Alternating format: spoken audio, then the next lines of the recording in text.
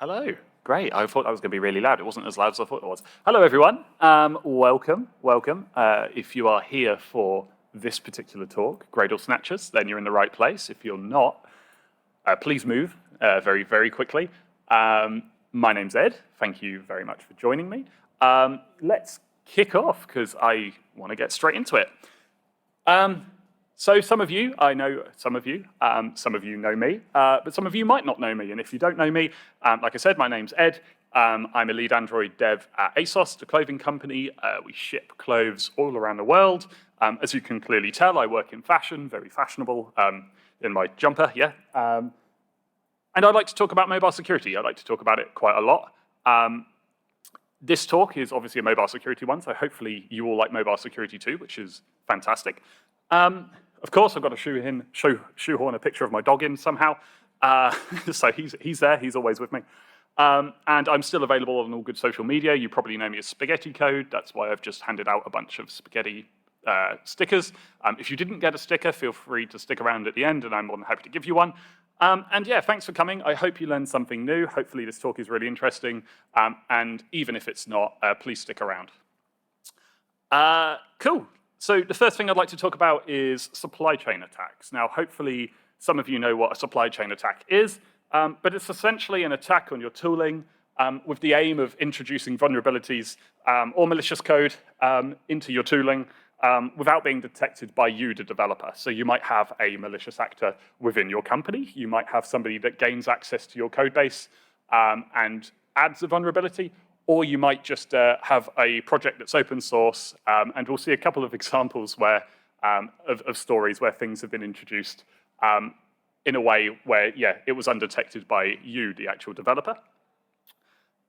So, like I say, this talk is going to be kind of a focus on how we can avoid these kind of attacks and how we ensure it doesn't let it happen to you, with the focus obviously being on Gradle. So a kind of overview of some of the subjects that we're going to look at. We're going to be looking at dependencies. We're going to be looking at kind of how we can verify our dependencies. How do we know our dependencies are what they say they are?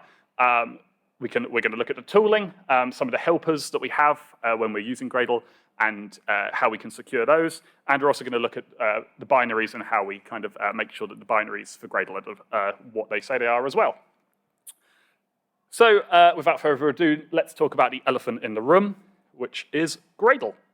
Can I have a quick show of hands if you use Gradle? That is everyone. Can I have a show of hands if you don't use Gradle? Nobody, great. Can I have a show of hands for those that don't like audience participation?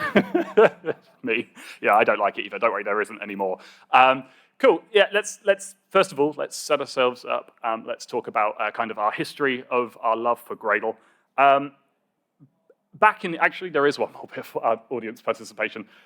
Some of you, including me, will have been around for a little while and will remember the pre-Gradle times, the Eclipse years. Ant, ADT, show of hands, last one, if you were around during those times. Yes, I can tell you all were, because you've either got no hair or grey hairs like me. So yeah, we've all been there, we've all done it.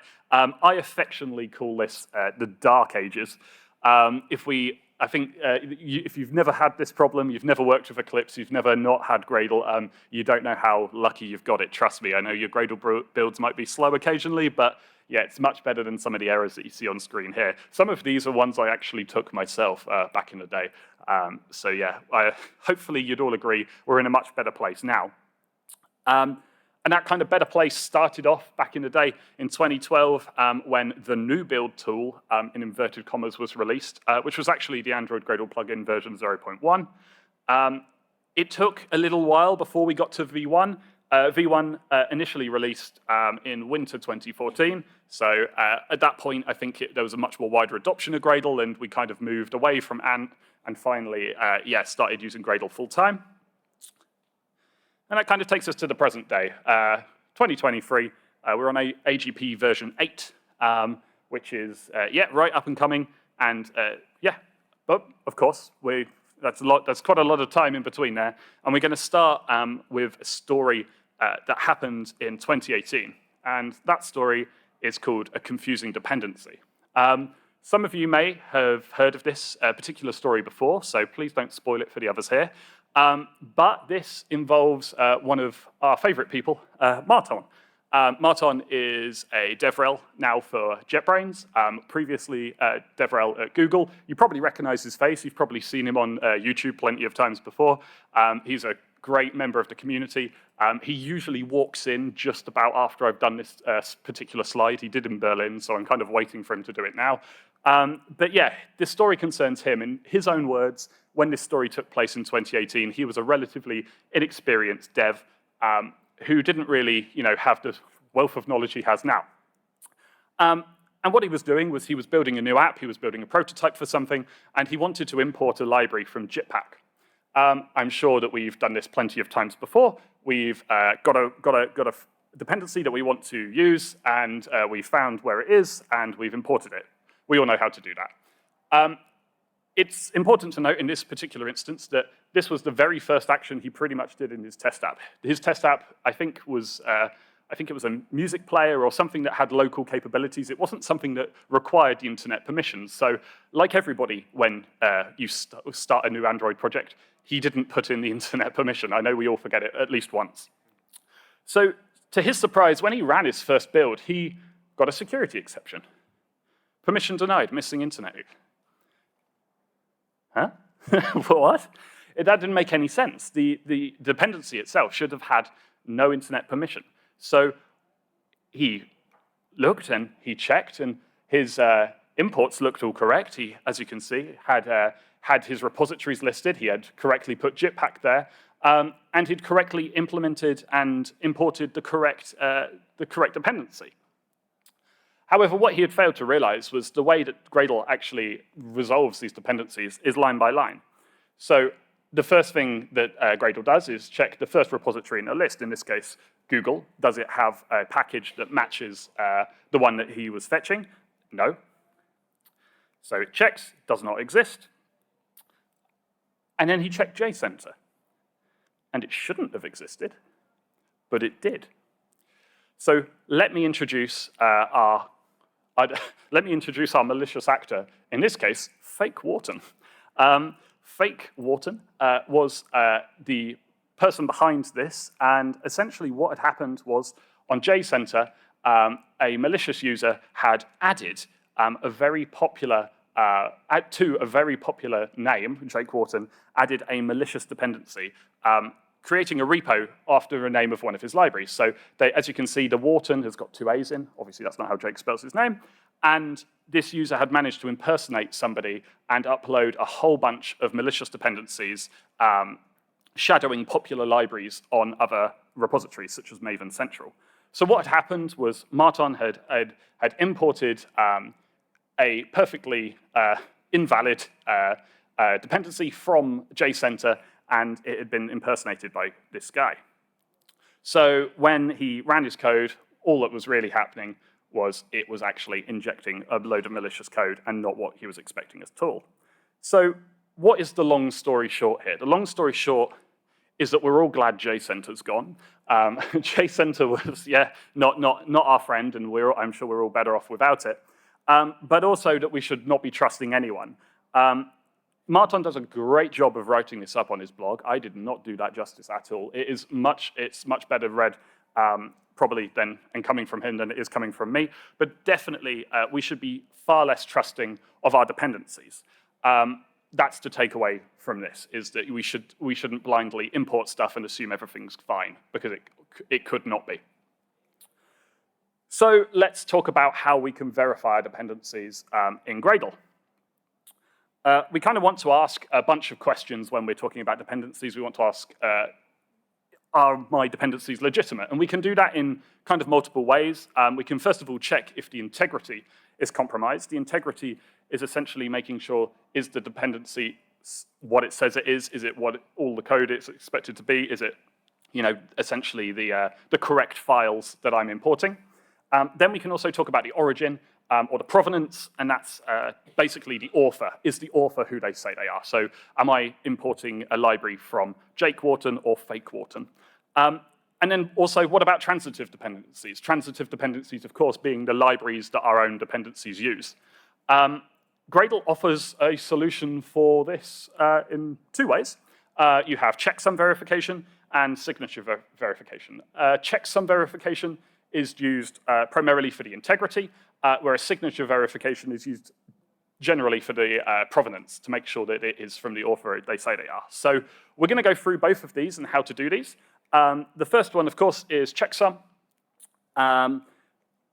Before we go into how Gradle does it, let's quickly go over what a checksum is. Checksums can be performed on any file. I'm hopeful some of you already know what a checksum is. There's some common algorithms that we use to kind of generate checksums. The ones in red we shouldn't really use anymore, MD5, SHA-1. I think they've both been proven to be relatively insecure.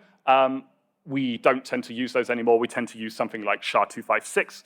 I think MD5 was cracked way, way, way early in the early days of when it came out, possibly in the late 90s. In fact, I think if you've got an modern Android device, you can probably cause a MD5 collision in about 30 seconds. So yeah, MD5 is not always great. SHA-1 as well, I think Google proved that to be insecure. So if you are selecting algorithms, you usually want SHA-256 or above. And let's dive straight into what a checksum looks like. So in this example, I'm creating a hello world file. It literally is a text file that contains hello world, and using the command line, using SHA-sum, which is something that you will probably have on most of your laptops, you can easily kind of generate a hash for a particular file. And again, the purpose of this is to make sure that the file isn't modified. If I was to send you that hello world example txt, you could then check against a known hash to make sure that the file hasn't been modified. I've not sent you something else. And yeah, you can definitely verify the identity and verify that the file is what it says it is. So let's talk about Gradle. We're here to talk about Gradle. Gradle allows you to do this for dependencies through the right verification task. In this case, you can use your Gradle wrapper file, pass a flag, right verification metadata, and pass the SHA-256 algorithm to generate a list of SHAs for your particular dependencies. You should note here that task at the end is optional. All the task here on screen is doing is essentially exposing different dependencies. So if you have a configuration in your app and that has different dependencies depending on particular tasks, so you might be using no ops on developer sort of profiles and implementations on release, for example, or the other way around. You can use task as an optional to kind of make more dependencies available for this task to output. Hopefully that made sense. That didn't really make sense coming out of my mouth, but there we go. So yeah, please use a task that makes sense to you. Again, if you just omit that, it will just do the default task and probably print some stuff out for you anyway. So let's quickly take a look at what this looks like. Once you run this, you're going to get a brand new file. The brand new file is verification metadata.xml, and you can find that in your root Gradle folder within your project. This will create this metadata file, and unfortunately, yeah, it is XML. We have unfortunately got to stick around with XML for a little while. But the first thing you'll note is that you'll see something like this. This is right at the very top. It is an overview of your configuration for your particular metadata for verification. You can see there that we have we've decided to verify metadata. That has been set to true. And signatures at this stage has been set to false. We will set that to true in a moment, but let's do one step at a time first. Okay, so that's just a config step. What we are actually really interested in is this stuff. So this is for each artifact that you've downloaded as part of your dependencies, you will see something like this. So I am in this instance using a legitimate Jake Wharton library, Timber. I'm sure many of us use it. And in this example, we have downloaded the AAR file for Timber, and Gradle has automatically spat out all of these results. As you can see, it says origin generated by Gradle, and the SHA-256 and SHA-512 for that particular file, for that particular artifact. And like I say, how this is doing this is essentially what it's doing is when we're fetching from Maven, we this is a Maven. If you've never seen it before, this is kind of what it looks like. You've got all of the different files for the particular dependency. Gradle will get the SHA-256 or the SHA-512 and input that into the metadata file for you. But what happens if we pull something and it doesn't quite align? What happens if we pull something and the file that we've got locally isn't the one that we generated by Gradle, or we've manually edited this file, which you are more than welcome to do. If you have particular dependencies you need to add, you're more than welcome to edit this file. What if there is a mismatch? What would happen, first of all, is that your build will fail. And I think we can all agree that your build failing, if you are potentially importing something that you didn't want, is a good thing. However, the output of this that you can see on screen is quite verbose, and you don't get that by default. So you do have to add a particular flag. It's org Gradle dependency verification console, and setting that to verbose will spit out a whole load of information. So if you're running this on CI and your CI pulls something it doesn't expect, this is a great way of outputting that and kind of giving you as the developer the readout so you can make an action on it. However, if you don't want to look at the console, they also print out a very nice HTML page. So the HTML page is something that you could, again, probably use in CI. You could host it somewhere. It could, not 9 times out of 10, you're not going to see anything here. But then, obviously, if you see something here, you need to worry. So that is a very, very lightning overview of how we can verify the metadata, how we can kind of use signatures to verify a dependency. So that was looking at, I guess, the integrity. Let's look now at the signature, at the provenance of a dependency. How do we make sure that we know that this dependency is from who they say they are? So for those who have published to Mavens before, Maven repos, you'll know that you quite often need to use signed artifacts. It's often a requirement. They're usually signed via kind of the PGP standard. The thing that always gets me with PGP is the tool you use is called GPG, so I always get those mixed up. So it's the PGP standard that you would normally use GPG to use. So yeah, my mind is already, it's checked out a long time ago, so apologies about that. But I think that's right. And the developer must create a key pair and upload their public key to a key server. For Maven Central, I think it's one of 3 particular key servers, one of which is the MIT key server. And you sign your artifacts using your key and then upload them to the Maven repo so they can be later verified by tools like Gradle. So to do this step, to check the provenance, we use our the same exact command that we looked earlier, but this time it's got a comma and PGP at the end. Again, I've omitted the task here. So again, if you wanted to expose different dependencies that a task has, you could use the optional task at the end, but for now, I will just run this as if it was the default task. And again, what you'll see is that we've moved from verifying metadata to also verifying signatures. So both of those are now true. And what this looks like is this will add a whole load of trusted key IDs to your metadata file. And these signatures are essentially the signatures of the hash of the artifacts and not the artifacts themselves. Again, the steps that are involved here are pretty much the same. Maven has a bunch of files, in this case, ASC files, which are PGP signature files that Maven stores for each artifact, and these can be used to verify the identity. So these are, we'll see exactly how we do that right now. So in this example, I'm going to try. Bit difficult because it's very small on my screen, but essentially what I'm trying to do here is verify the AAR file. In this case, I don't have Jake Wharton's public key on my machine, so it says it can't be verified. His public key is widely available, so you can fetch that from the MIT server. I now have that installed locally. So when I try and verify the AAR file with the ASC file, now that I've got the public key, I can verify that the file is what it says it is. It was signed by Jake. I know it's legitimate. I can rest easy at night.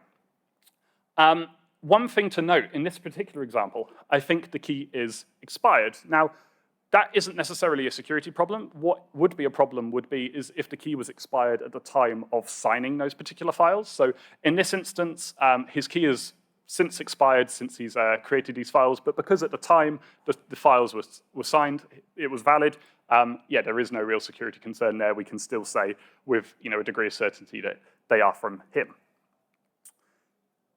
So what is the pros and cons of dependency verification? Well, I'm hopeful it kind of speaks for itself, but of course you want to gain trust in your app's dependencies. We don't want to be importing anything that we don't know. We don't want to be importing anything that we don't trust. And we also want the flexibility in that to kind of have the flexibility to kind of verify at the level that we want. Not everybody is going to need to verify the provenance of their dependencies, but Gradle gives us the option to do so. It gives us kind of multiple options depending kind of how security focused you are and your kind of needs. Supply chain attacks are also mitigated. So if we think back to Martin's story about how he pulled a dependency, quite simply, if he had checked the provenance or the signature, he would have seen straight away that the file that he pulled, the dependency was illegitimate, and yeah, he would 100% have not had any issues. The other thing as well is obviously you will sleep a lot easier at night if you do this, and so will I, because I know that everyone's builds are safe. So that's another great reason. But of course, there are cons. Like everything, there's cons. This is not a frictionless process. So if you go through this process, you will come across times where there are problems. You will find sometimes that builds fail, and it can be quite difficult to find out what's going on. But ultimately, it's worthwhile, in my opinion, to do this step to make sure that you are securing your builds. The other thing is, as well, you must start with total trust in the dependencies. This is probably where the biggest time sink is. It would involve going through every single dependency and double and triple checking it is what you wanted it to be in the first place. If you run the script on dependencies without checking first, all you're potentially doing is just verifying that you've got a bad dependency in your builds. So don't do that. That's not a good idea. XML, yeah, I've heard recently that apparently there might be something coming out that does this and doesn't use an XML file, but you'll have to talk to the nice people downstairs at Gradle. I assume they're still doing it. And yeah, actually the simplest solution, believe it or not, is to ship with no dependencies, which sounds pretty wild when you say it, but a lot of high secure apps, will purposely ship with as minimal dependencies as possible to avoid this issue in the first place. So if you're in kind of secure focused businesses, maybe fintech, maybe health, maybe something where security is paramount, then yeah, shipping with less dependencies is probably always a good idea as well. I'm going to cover something else. There is another option for kind of this that would have also have saved Martin, but it's not really, I guess it kind of is a security feature to some degree, but it isn't really going to be verifying, the dependency itself. There is repository filtering in Gradle as well, and the whole purpose of that is to filter what packages you can fetch from particular repos. You create kind of include and exclude rules on particular repositories to say, I want to get this dependency from here and this dependency from there. And in theory, if you create a kind of mutually exclusive rule set, in theory, you can verify that your dependencies are always coming from where they say they are. It's just making sure that, on the Maven side, that it is exactly where you want it to. Apparently, this works since Gradle 7.0. There is their own kind of own vulnerability in there as well. They did patch that in Gradle 7, so if you're going to use repository filtering, please make sure you're on Gradle 7. I assume most of us are already, though. And what that looks like is something like this. If you have a particular Maven repo, you can include particular groups. So in this case, I want everything from com.example to be pulled from Jetpack. I may want, I can be more specific. I can say, okay, everything that is com.example in the particular foo module, or I can, outright exclude dependencies and say, yeah, I don't want anything from me. Or who would want my dependencies anyway? Not me. So if you need to exclude mine, that is what you would use. And I guess the benefit of repository filtering is that you gain the trust that your dependencies are coming from the right source and that the ordering issue that we saw earlier that Martin experienced is eliminated. Like I say, you can kind of create simple or complex rule sets depending on your needs. And the other good thing as well is that you're not actually leaking dependencies to multiple repositories. If we think about the ordering of the repos, what you're actually doing is pinging those servers for particular dependencies. So you can potentially, if you had a malicious Maven repo, you could quite easily see the dependencies an app is using just by the pings it receives. You might not even have to have that particular dependency, but you would still be able to see the traffic. So yeah, that would also eliminate that. You would only be pinging the particular repo that you need to get the dependency from. Cool. That was a confusing dependency. Hopefully not confusing for all of you. It might be, I don't know. Let's move on. Let's move on to another cool story. Our last story, unfortunately, which was in winter 2022. And this was the first first exploit of the wrapper was observed. I'm going to ask a question here. Does anyone know where a great place to see hacking in the wild is? I'll let you think on that for a second. The answer, I guarantee you won't have got the answer, because the answer is Minecraft.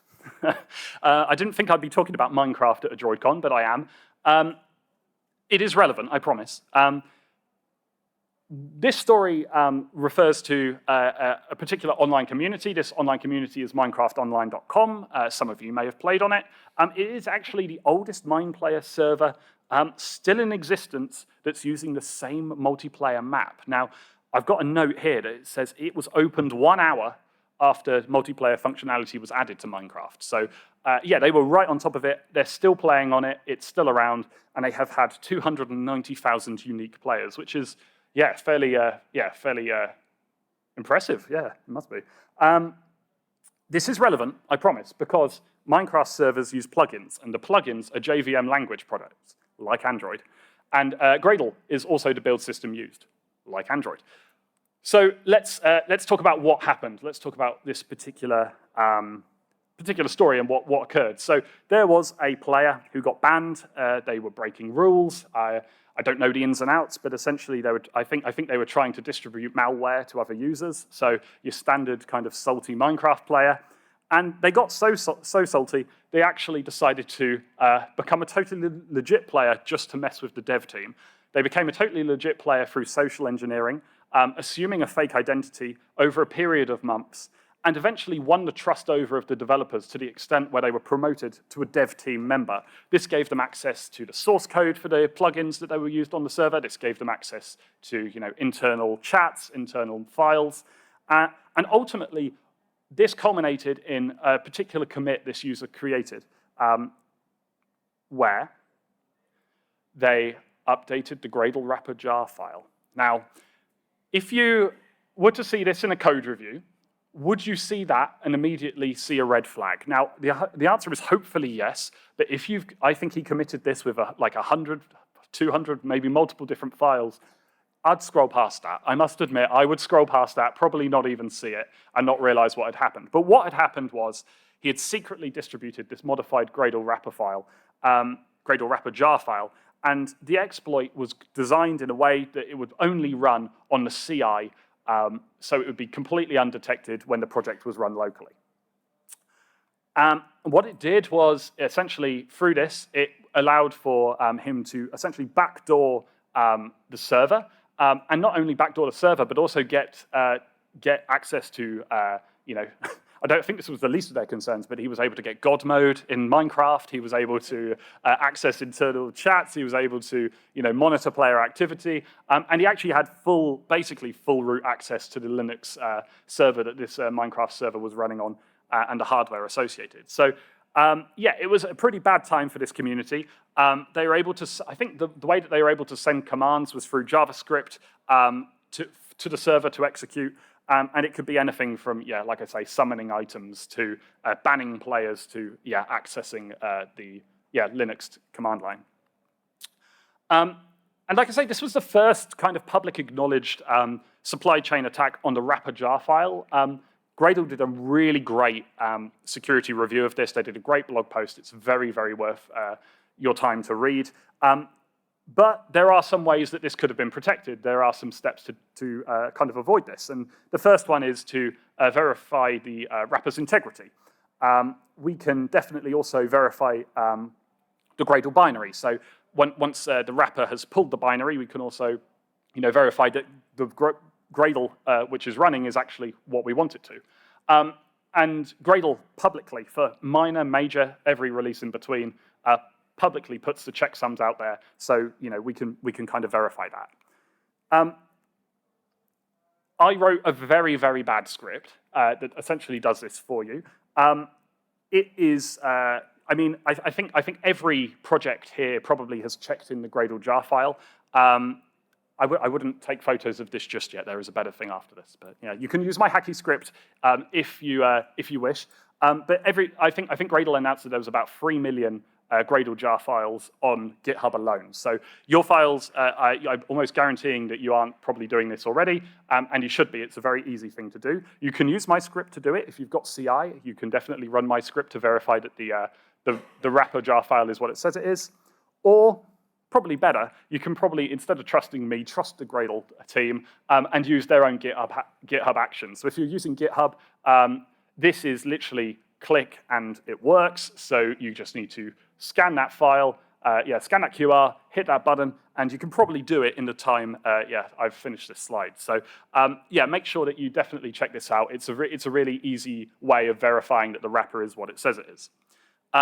So let's go over the pros very quickly. The pros, of course, are it's mega straightforward. Like I say, you could have probably done it before I finished this talk, although please don't, because that would be distracting. It easily slips into most CI pipelines, and GitHub users pretty much get it for free. So definitely check this out. Well worth doing. The cons, I guess, are it is still fairly unlikely to be an attack vector. I mean, incredibly unlikely. Otherwise, I can't really think of any other cons. If anyone else can think of cons, please come and tell me afterwards. But yeah, essentially, this is a really easy step of verifying the wrapper and something you can do in a matter of minutes. Let's talk about verifying the distribution. Verifying the distribution is slightly different. So as you will have probably seen in your Gradle properties file, you will have a particular distribution URL. This is the URL that the Gradle wrapper jar file pulls from and downloads Gradle to run locally on your machine. How do we verify this? Well, the good news is it's very straightforward. There is a property that you can add. It's called distribution SHA-256-sum, and this is the SHA-256-sum of that particular distribution URL. So as I said in the previous slide, all of these checksums are available online, so it's very straightforward just to pull the checksum, add it there, and everything's great. However, that is a pain in the butt. We don't want to be doing that every time we update Gradle, and thankfully we don't have to, because through the Gradle wrapper command, once we specify a particular version, we can also specify the particular Gradle distribution sum. So I highly recommend that if you are updating Gradle, that you don't do it manually, you do it through this step. This is the correct way to update your Gradle, and add this particular SHA-256-sum, checking against the Gradle website, and yeah, this will automatically add the property. Cool. So what that will look like if it fails is something like this. I realized that this slide is incredibly hard to read, so I added a very incredibly hard to see arrow to try and point out. But yeah, essentially this is the build failing. If the checksums don't match, it's going to stop in its tracks. It's not going to download a version of Gradle that you don't want. And this is, again, another way of verifying that the Gradle distribution is what it says it is. So the pros of this, like I say, it guarantees the integrity of your Gradle distribution. Very simple to set up again, and verification is quick. So for all of these, these attack vectors might not be the most likely scenario, but the good news is to protect against them is like a 5-minute job. So hopefully, something you can implement very quickly. I guess the cons are remembering to update the wrapper command or flag. I have updated Gradle, I think, twice now, and both times forgotten to change the sum. So don't do that. Yeah, try and remember. Again, I can't really think of any other cons, so please do tell me if you can think of any. I had a really interesting conversation when I was in Berlin. Okay, it's all great that you can do kind of dependencies, you can do the wrapper, you can do the distribution, but what about the Gradle W file itself? I mean, the Gradle W file itself is a shell or bash script that I guess if it was modified could cause a lot of damage. I mean, ultimately it's running commands, so how often do you check your Gradle W script? Probably never. Unfortunately, there is no real official process for verifying. I think mostly because a lot of companies do actually modify their Gradle W files, believe it or not. So it's very much a roll your own solution. You could follow kind of similar steps, checking hashes, checking that sort of thing, or just have a very thorough PR process, which is probably the better way of doing it, to be perfectly honest. I'm sure we all have very thorough PR processes, hopefully.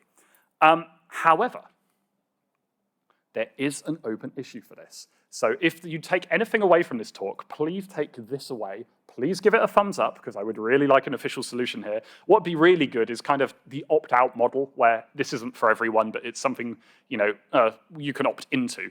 And then, yeah, hopefully we can also verify the Gradle W file and that nobody's modifying that, and yeah, everything's great. So yeah, I guess in summary,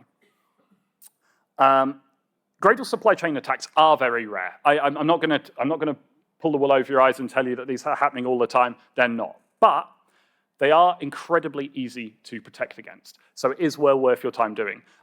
You should definitely consider dependency verification. I think that's probably the most likely kind of area you're going to need some security if you haven't got it already. But you could also use repository filtering to ensure the origin, to make sure that you're pulling your dependencies from the particular correct repositories. You can also verify your wrappers, and you can also verify your distribution. Whether you should do so, I guess, is kind of up to you and your team. Should you want to learn more, which I implore that you do, there is an amazing talk that I really wish that I had seen before I gave this talk, which is basically this talk, but miles better, and by Gradle. It's by Cedric from Gradle. It was at DevOps 2019. It's called Protecting Your Organization Against Attacks via the Build System. And it's wicked. It's well worth a watch.